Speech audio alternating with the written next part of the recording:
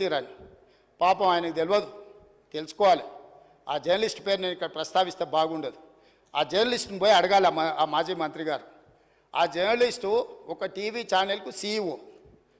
రాసియమంటే రాసియకపోతే SC ST case పెట్టి arrest చేసి jail వేసి ఆ ఛానల్ గుంజుకున్నది వాళ్ళు అధ్యక్ష. ఆ ఛానల్ గుంజుకున్నది వాళ్ళు.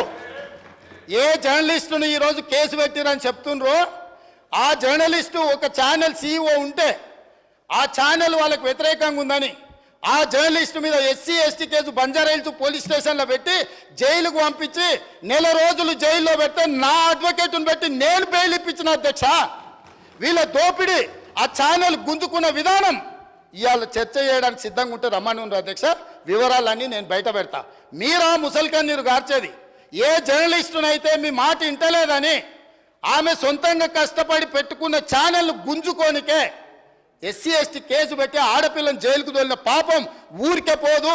అందుకే ఇవాళ మీ ఇంట్లో జైల్లోకి పోతున్నారు అధ్యక్ష. మంది ఆడబిడ్డలను జైలుకు తోలినందుకు ఆ నొప్పి తెలవడానికే మంది పిల్లలు జైల్లోకి పోతుంటే ఆడపిల్లలను కూడా కేసులు పెట్టి జైలుకు తోలినందుకు ఇవాళ ఆ రౌండ్ మీకు వచ్చింది అధ్యక్ష. ఊరికే రాలే, చేసిన పాపాలు ఊరికే పో అని పెద్దోళ్ళు చెప్పిండ్రు అధ్యక్ష. మమ్మల్ని అందరినీ జైలుకు తోలిండ్రు, రాజకీయ కక్షతో తోలలే.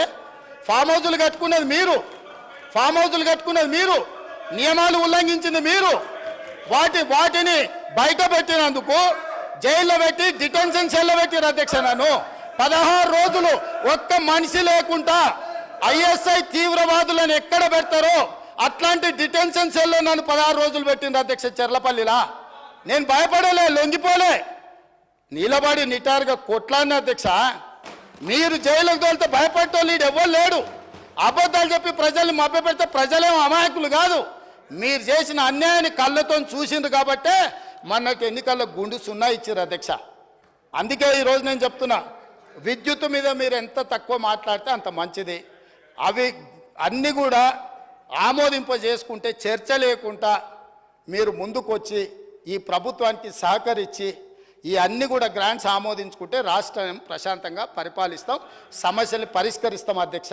ఒకవేళ వీళ్ళకంత కోరికుంటే మళ్ళా ఫస్ట్ సెకండ్ నాడు ఆల్రెడీ లెజిస్లేటివ్ అఫేర్స్ మినిస్టర్ గారు తమరిని రిక్వెస్ట్ చేశారు, తమరు ఫస్ట్ సెకండ్ కూడా సభ నడుపుతామన్నారు. ప్రత్యేకంగా 10 సంవత్సరాల వాళ్ళ పరిపాలన మీద, వాళ్ళ గొప్పతనాల మీద రాత్రింబగళ్ళు సభ వాయిదా వేయకుండానే 1 గంట కూడా విరామం ఇవ్వకుండా చర్చకు మేము సిద్ధంగా ఉన్నాము. ఇవాళ సభ్యులకు నా సూచన ఒక్కటే, గ్రాంట్స్ మీద మీ సూచనలు ఏమని ఉంటే ఇవ్వండి, మాకు అభ్యంతరం లేదు. అంతే తప్ప ఇట్లాంటి ఊకదంపుడు ఉపన్యాసాలు మీరు మాట్లాడిన కొద్దిగా మీరు అబద్ధాలు చెప్పడం మానకపోతే నేను నిజాలు చెప్పడం కూడా మానాను అధ్యక్ష. మీరు ఎంత అబద్ధాలు చెప్తే నేను అంత నిజాలు చెప్తా.